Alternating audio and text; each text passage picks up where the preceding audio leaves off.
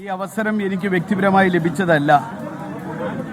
മലപ്പുറം ജില്ലയിലെ കോൺഗ്രസ് പ്രവർത്തകരുടെ, അതുപോലെ തന്നെ നിലമ്പൂരിലെ കോൺഗ്രസ് പ്രവർത്തകരുടെ, UDFന്റെ പ്രവർത്തകരുടെ എല്ലാവരുടെയും പിന്തുണയോടുകൂടി, ഐക്യത്തോടുകൂടി ആ കോൺഗ്രസ് എനിക്ക് തന്ന ഈ അവസരം നല്ല രൂപത്തിൽ വിനിയോഗിച്ചുകൊണ്ട് ഐക്യത്തോടുകൂടി മുന്നോട്ട് പോയി നല്ലൊരു ഭൂരിപക്ഷത്തിന് വിജയിക്കാനും 2 തവണയായി നിലമ്പൂര് നഷ്ടപ്പെട്ട നിലമ്പൂരിനെ തിരിച്ചുപിടിക്കാനും എൻ്റെ പിതാവ് 3.5 പതിറ്റാണ്ട് കാലം നിലമ്പൂരിലുണ്ടാക്കിയ വികസന പ്രവർത്തനങ്ങളുടെ തുടർച്ച ചെയ്യുന്നതിനും ഈ കഴിഞ്ഞ ഏകദേശം ഒരു പതിറ്റാണ്ടോളം കാലം നിലമ്പൂരിലുണ്ടായ വികസന മുരടിപ്പ്, അതുപോലെ തന്നെ കേരളത്തിലെ ഇന്ന് ദുരിതപൂർണമായ ദുസ്സഹമായ ഒരവസ്ഥ, ഇതൊക്കെ ചർച്ച ചെയ്തുകൊണ്ട് ഇതിനൊക്കെയുള്ള കൃത്യമായ ഒരു പ്രതിവിധി എന്ന നിലയിൽ തന്നെ ഈ തെരഞ്ഞെടുപ്പിൻ്റെ വിധി ഉണ്ടാകുമെന്നാണ് ഞങ്ങളൊക്കെ പ്രതീക്ഷിക്കുന്നത്. എനിക്ക് കിട്ടിയ ഈ അവസരം അത് തീർച്ചയായും എന്നെപ്പോലെ പലർക്കും ഇവിടെ മത്സരിക്കാൻ അവസരം അതിന് യോഗ്യതയുള്ളവരും അർഹതയുള്ളവരുമാണ്. പക്ഷേ അതുകൊണ്ട് എല്ലാവർക്കും മത്സരിക്കാൻ കഴിയില്ല, ഒരാൾക്കേ മത്സരിക്കാൻ കഴിയൂ. ഞങ്ങൾ ഒരു കാര്യം നേരത്തെ തീരുമാനിച്ചത്, അത് നിങ്ങളോടൊക്കെ പറഞ്ഞതാണ്, ആര് സ്ഥാനാർത്ഥിയാവുകയാണെങ്കിലും അത് ഞാനാവട്ടെ, ഞാനല്ലാതെ മറ്റൊരാളാവട്ടെ, ആരായാലും നിലമ്പൂരിൽ ഐക്യത്തോടുകൂടി പ്രവർത്തിക്കും. അത് കോൺഗ്രസ് ഹൈക്കമാൻഡ് തീരുമാനിക്കുന്ന, UDF തീരുമാനിക്കുന്ന സ്ഥാനാർത്ഥിയെ ബഹുഭൂരിപക്ഷത്തോട് വിജയിപ്പിക്കാൻ ഞങ്ങളൊക്കെ ബാധ്യതപ്പെട്ടവരാണ് എന്ന് നേരത്തെ തന്നെ ഞങ്ങൾ പല പ്രാവശ്യം നിങ്ങളോട് പറഞ്ഞതാണ്. അതനുസരിച്ച് തന്നെ ഒറ്റക്കെട്ടായി മുന്നോട്ട് പോകും. നിലമ്പൂരിനെ സംബന്ധിച്ചിടത്തോളം ഒരു തെരഞ്ഞെടുപ്പിൻ്റെ മുന്നൊരുക്ക പ്രവർത്തനങ്ങൾ വളരെ നന്നായി ചെയ്തിട്ടുണ്ട്. മുൻകാലത്തെ അപേക്ഷിച്ച് വളരെ നല്ല രൂപത്തിൽ ആ മുന്നൊരുക്ക പ്രവർത്തനങ്ങളൊക്കെ ചെയ്തിട്ടുണ്ട്. ഈ കഴിഞ്ഞ കാലത്തുണ്ടായ നിലമ്പൂരിലെ നിരവധിയായ തെരഞ്ഞെടുപ്പ് വിധികൾ, അതിൻ്റെ കണക്കുകൾ പരിശോധിച്ചാൽ തന്നെ നിങ്ങൾക്കറിയാം, UDFനൊരു വലിയ മുന്നേറ്റം നിലമ്പൂരിൽ ഈ കഴിഞ്ഞ കാലങ്ങളിൽ ഉണ്ടാക്കിയെടുക്കാൻ സാധിച്ചിട്ടുണ്ട്. അതൊക്കെ ഈ വിജയത്തിന് തുണയാവും എന്ന കാര്യത്തിലും തർക്കമില്ല. അതുകൊണ്ട് തന്നെ എല്ലാവരും ഒരുമിച്ച് എനിക്ക് ഇങ്ങനെ ഒരു അവസരം തന്ന പാർട്ടിയോട്, അതിൻ്റെ സംസ്ഥാന നേതൃത്വത്തോട്, ദേശീയ നേതൃത്വത്തോട് അവർ എന്നിൽ അർപ്പിച്ച ഈ വിശ്വാസം കാത്തുസൂക്ഷിച്ചുകൊണ്ട് അവർ നൽകിയ ഈ വിശ്വാസമനുസരിച്ച് ഒരു നല്ല വിജയമുണ്ടാക്കാൻ ഉള്ളൊരു പ്രവർത്തനവുമായി മുന്നോട്ട് പോകും.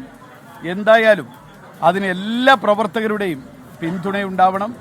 മാത്രമല്ല, നിലമ്പൂരിലെ സാധാരണക്കാരായ മനുഷ്യരുടെ അവരുടെ പ്രശ്നങ്ങൾ പരിഹരിക്കുന്നത് 200 ചില്ലാനം ആദിവാസി കുടുംബങ്ങൾ ഇപ്പോഴും 2019 പ്രളയത്തിൽ വീട് നഷ്ടപ്പെട്ട്, കവളപ്പാറ ദുരന്തത്തിൽ, ആ ദുരന്തത്തോടൊപ്പം ഉണ്ടായ പ്രളയത്തിൽ വീട് നഷ്ടപ്പെട്ട 200 ചില്ലാനം ഏകദേശം 300ഓളം വീടുകൾ, ആ ആദിവാസികൾ ഇന്നും 6 വർഷക്കാലമായി ഇപ്പോഴും നീല പ്ലാസ്റ്റിക് ഷീറ്റ് വിരിച്ച് അതിനുള്ളിൽ കഴിയാണ്. ശൗചാലയമില്ല, വെള്ളമില്ല, അവർക്ക് ഭക്ഷണമില്ല. മാത്രമല്ല, അവർക്ക് കിടപ്പാടം നഷ്ടപ്പെട്ട കുറേ ആളുകൾ. ഇവിടെ തന്നെ നമുക്കറിയാം, മലയോര കർഷകർ അനുഭവിക്കുന്ന ദുരിതം.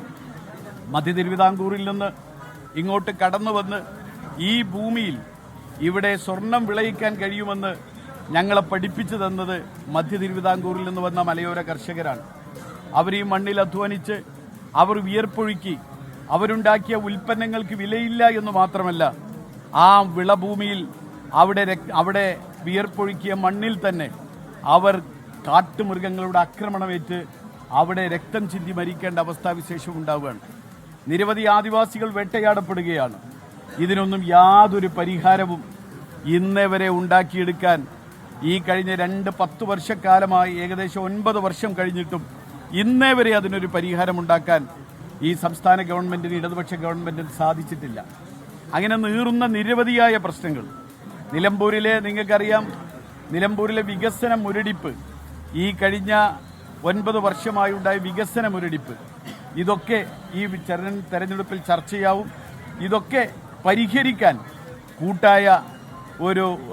എല്ലാവരുടെയും കൂട്ടായ നേതൃത്വത്തെ എല്ലാവരുടെയും ഒരുമിച്ചുകൊണ്ടുള്ള പോരാട്ടത്തിലൂടെ, നീക്കത്തിലൂടെ, മുന്നേറ്റത്തിലൂടെ അത് സാധിച്ചെടുക്കാൻ കഴിയുമെന്നാണ് പ്രതീക്ഷിക്കുന്നത്.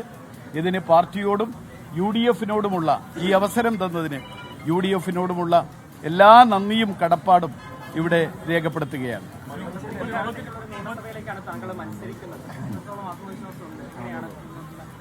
100% ആത്മവിശ്വാസമുണ്ട്. ആത്മവിശ്വാസത്തിന്റെ കാരണം ഞാൻ നിങ്ങളോട് പറഞ്ഞു. ഒന്ന്, നിലമ്പൂരിൽ ഒരു മാറ്റം വേണമെന്ന് ജനങ്ങൾ ആഗ്രഹിക്കുന്നു. അതിന്റെ തെരഞ്ഞെടുപ്പ് വിധികളാണ് പാർലമെന്റ് തെരഞ്ഞെടുപ്പിൽ വന്നത്. മാത്രമല്ല, അത് കഴിഞ്ഞിട്ടുള്ള തദ്ദേശ സ്വയംഭരണ സ്ഥാപനങ്ങളിൽ നടന്ന തെരഞ്ഞെടുപ്പിലും ഒക്കെ തന്നെ വലിയ ഇടതുപക്ഷത്തിന് സീറ്റ് പിടിച്ചെടുക്കുന്നു, നിലവിൽ വർദ്ധിപ്പിക്കുന്നു. അങ്ങനെയുള്ള തെരഞ്ഞെടുപ്പ് വിധികൾ തന്നെ പരിശോധിച്ചാൽ നിങ്ങൾക്ക് മനസ്സിലാവും. പൂർണ്ണമായും മാത്രമല്ല, ഒരു കാലത്തുമില്ലാത്തതുപോലെ മുന്നൊരുക്കം ചേർക്കുന്ന കാര്യമാണെങ്കിലും അത് ബൂത്ത് തലത്തിലുള്ള പ്രവർത്തനമാണെങ്കിലും